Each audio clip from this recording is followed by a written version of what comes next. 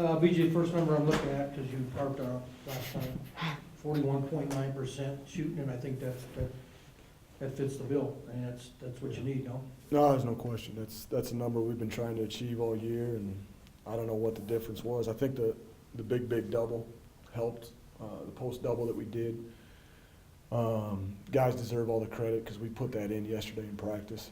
Post double defense? Yeah, and tried to get it in earlier this week because we thought we would want to use it against Weber State, and their coach wasn't smart enough to get it in earlier, so we had Friday's practice, we had shoot around today to work on it, and I thought the guys did a tremendous job of executing it and just really being sharp in it, especially the second half. As young as they are, I know you probably focused or at least looked at the fact that how deep you could go on them, and looking at here, 27 points from your bench, which is huge in a game where, and technically where the pace was pretty up tempo. Well, I mean, we have 7 starters. Right. I mean, Jordan, you look at Jordan and Tim's stats. I mean, they're two of the better players on our team, obviously, and people would argue that maybe they should start, but you know, I like having the punch that they bring come off the bench, and the energy and the offense. I feel when we do that, our offense doesn't dip. Last year, with our rotations that we had, I thought when we subbed, our offense would sputter at times and put way too much pressure on our defense to be perfect. And I like the situation that we're in now with our depth, and I thought it played a little bit of a factor tonight because we didn't have any lulls, and it put a lot of pressure on Weber State.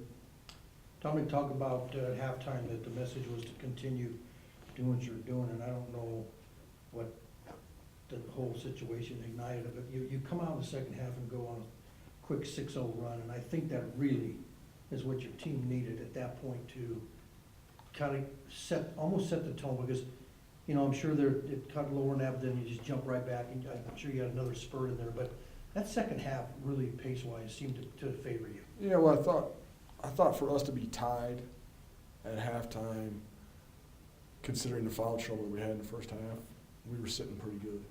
And it was hard for us to execute a lot of stuff in the first half because we were playing some guys out of position. And offensively, we struggled at certain times just because we had different guys in there that we're not used to playing in different positions. So in the second half, when we knew we had our full roster, so to speak, guys did a great job of really being sharp, executing in the first 5 to 6 minutes.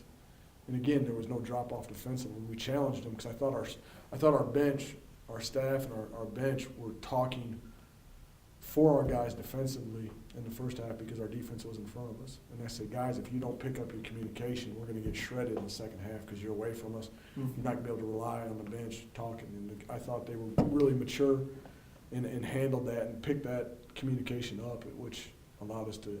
I mean, when you shoot close to 60% and you hold people to 40, you're going to win a lot of games. Let's go just a second into a little more of that communication. Was that more on making switches and talking to each other on, who needed to be where to shut down a passing lane or whatnot? We were pressing not to get steals. We were pressing to get them to run the shot clock. But at some point in that press, you're going to have 2-on-1, and they've got to communicate when they're coming out of that trap. Mm-hmm. They've got to communicate at a high level and not have wasted rotations. And that's what we had some in the first half. And I thought they did a better job of communicating with each other. So we were more efficient defensively in the second half. And that's when you're more efficient and I said, guys, you just got to play smarter. And I thought that was the biggest difference in the second half.